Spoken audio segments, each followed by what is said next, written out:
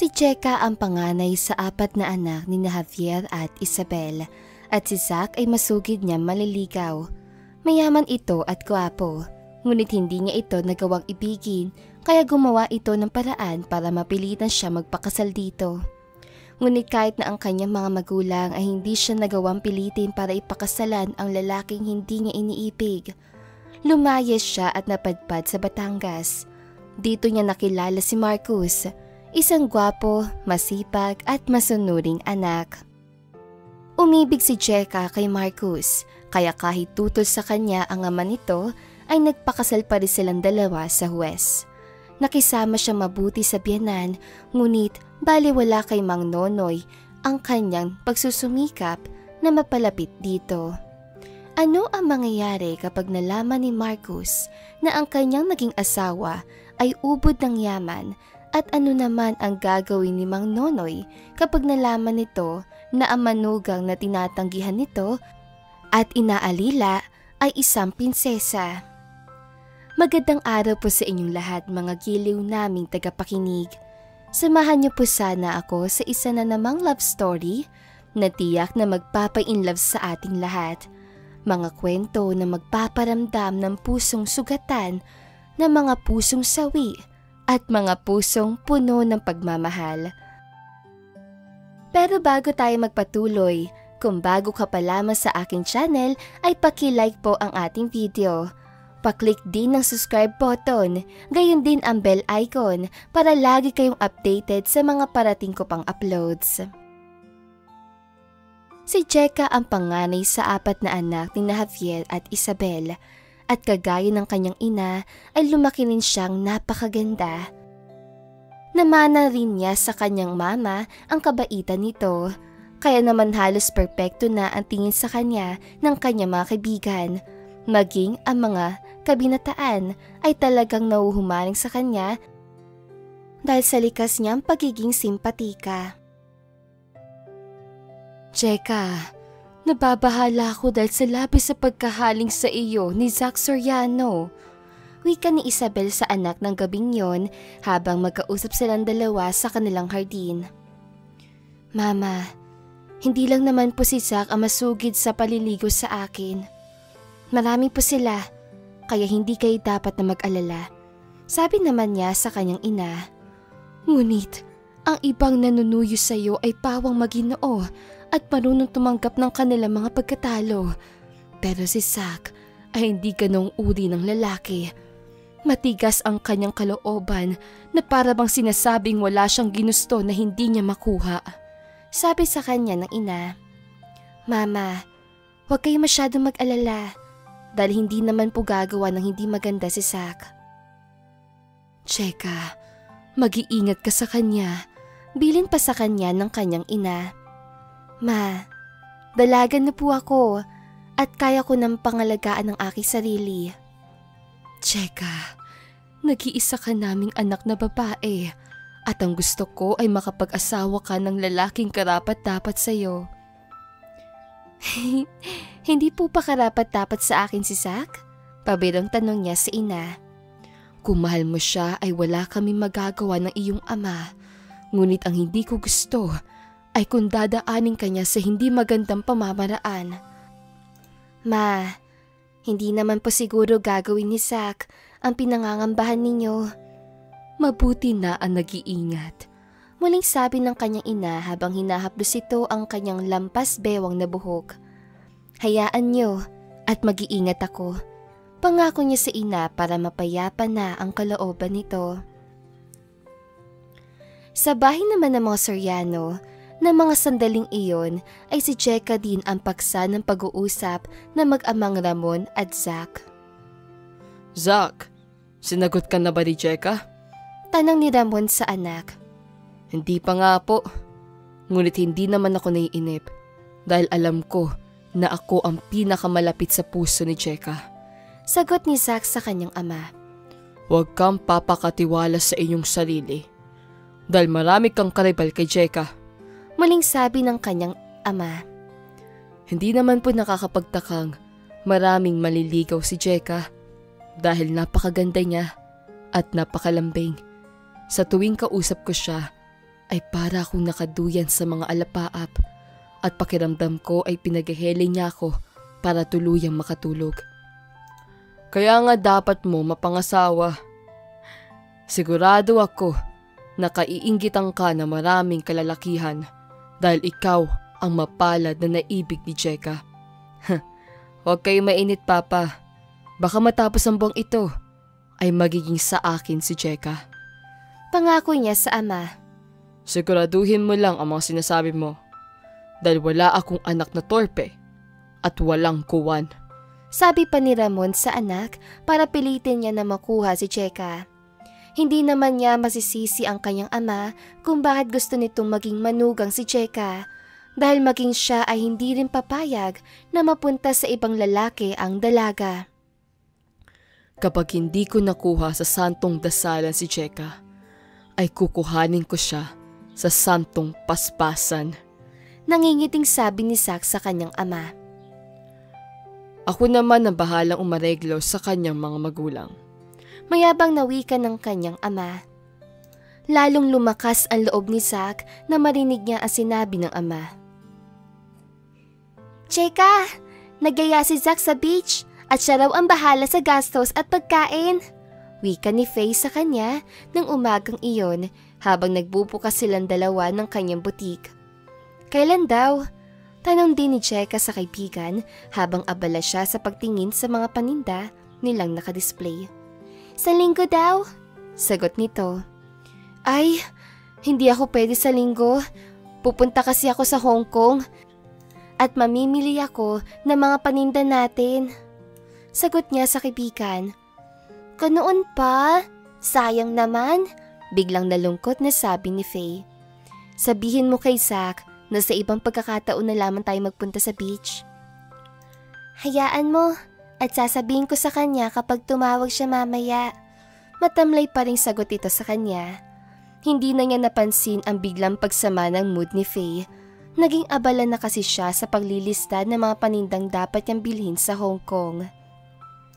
Pagkatapos niyang maisulat ang lahat ng mga kailangan niyang bilhin, ay nagpaalam na siya kay Faye dahil kailangan pa niya magpunta sa isa pa niyang butik. Faye, ikaw nang bahala dito ha. Pupunta naman ako sa kabilang pwesto. Paalam niya sa kaibigan. Sige, ako na muna bahala dito. Kunuwang masiglang sagot nito sa kanya. Napansin naman niya ang pag-iiba ng mood ni Faye, ngunit pinabayaan na lamang niya ito sa pag-aakalang pamilya ang dahilan kung bakit bigla na lamang ito naging matamlay.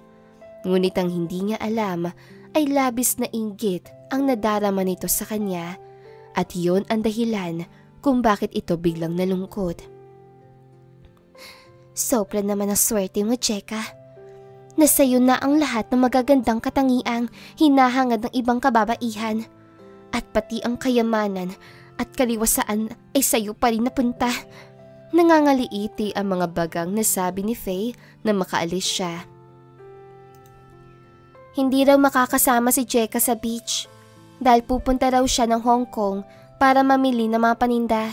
Wika agad ni Faye kay Zack nang dumating siya sa pwestong yun.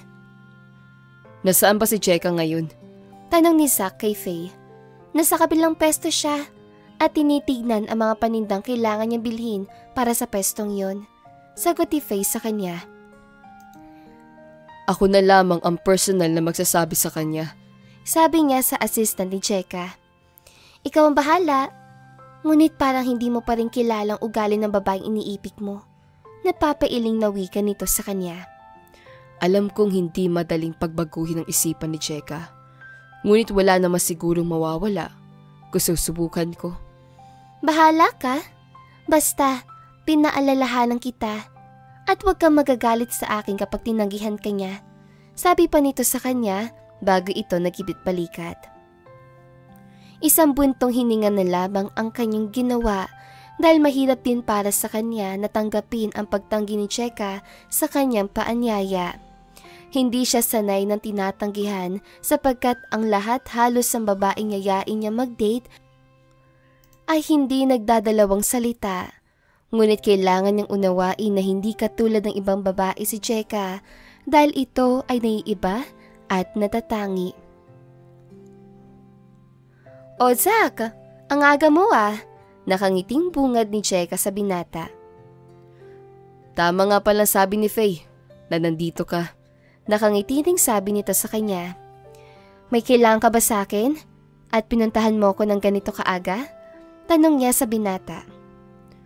Gusto ko lang sanang personal na sabihin sa'yo ang pag-anyaya ko sa beach namin sa Palawan. Sagot nito.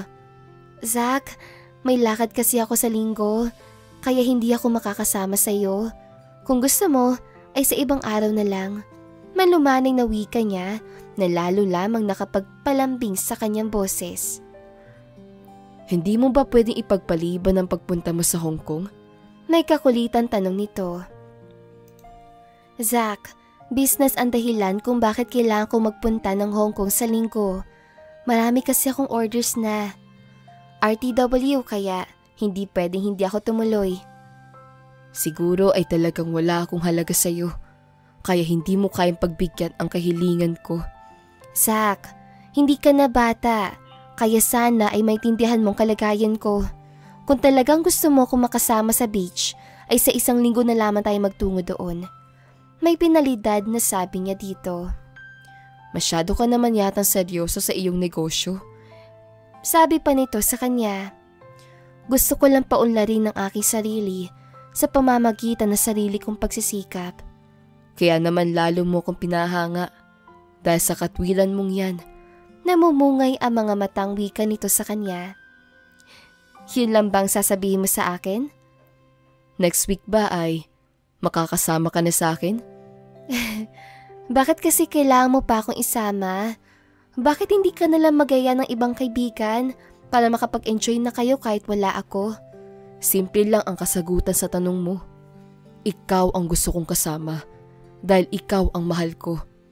Naitirik na lamang niya ang kanyang mga mata dahil sa sinabi nito at napansin naman ni Zack na parang baliwala lamang sa kanya ang mga sinasabi nito. Muling lumipas ang 1 linggo, natapos ang pamimili ni Cheka sa Hong Kong at nakapanggaling na rin sila sa beach. Unti-unti nang nakadama ng pagkainip si Zack sa panliligaw sa kanya at naghahanap na ng kasagutan ang damdamin nito na matagal nang isinasamo. Cheka, wala pa bang kasagutan ang pag-ibig na iniluluhog ko sa'yo? Tanong ni Zack sa kanya ng gabing yon. Naiinip ka na ba? Tanong din ni Cheka sa binata. Gusto ko na sing lumagay sa tahimik. At ikaw ang nais kong makasama sa habang buhay. Tugon nito. Zack, kung magiging tapat sa iyo, at alam mo na naman ito noong una ka pang magtapat sa akin ng iyong pag-ibig. Ano ang ibig mo sabihin? Biglang nakadama ng kabang tanong nito sa kanya. Pagtingin kaibigan lang ang maaari kong ibigay sa iyo, sapagkat yon ang nararamdaman ko. Ang ibig mo ba sabihin ay hindi mo ko magagawang ibigin at baliwala lamang sa iyo ang 6 na buwan kong pagsisikap na mapalapit sa iyong damdamin? Zack, hindi naman kita pinaasa dahil noon pa mang una ay sinabi ko na sa iyo na hanggang pagiging magkaibigan lang ang pwede natin maging relasyon. Naikuyom ni Zack ang mga kamao nito dahil sa sakit na bigla nitong naramdaman at kitang-kita niya kung papaano ito nagpigil ng emosyon ng mga oras sa iyon. Zack, sana ay tanggapin mo ng maluwag sa iyong kalooban ang aking naging kapasyahan. Pakiusap niya sa binata. Masakit tanggapin ang kabiguan at alam mo naman na mahal kita, Cheka! May diing sabi nito sa kanya. Zack, kung matuturuan ko nga lang sana ang aking puso ay matagal ko nang itinuro na mahalin ka. Ngunit ano na ang magagawa ko kung hindi ko maibigay ang pagmamahal na hinihingi mo sa akin? Mayroon na bang nagmamay-ari ng puso mo? Wala pa. At sa dami ng mga binatang naninigluhod sa akin ay wala akong mapusuan kahit na isa. Ano pa ba ang kulang sa akin at hindi mo ko magawang mahalin? Hirap ang kaloobang tanong ulit ito sa kanya. Walang kulang sa'yo, Zack. Ako ang may deperensya dahil hindi ko alam kung ano ba talaga ang gusto ko. Pagpapaalam na ako sa iyo at pakisabi na lang sa iyong ina na umalis na ako. Halatang masama ang loob na sabi nito sa kanya. Nakita niya ang kalungkutan nito at ganoon din ang kakaibang sakit na lumarawan sa gwapong mukha nito. Ngunit wala siyang magawa dahil wala talaga siyang maibibigay na damdamin para dito. Ano kaya ang mga susunod na plano ni Zack para mahulog sa kanya si Cheka? At dito po nagtatapos ang kabanata ng ating kwento. Huwag kalimutang i-like, i-share at mag-subscribe para updated ka sa susunod na episode. Kita-kits sa next chapter!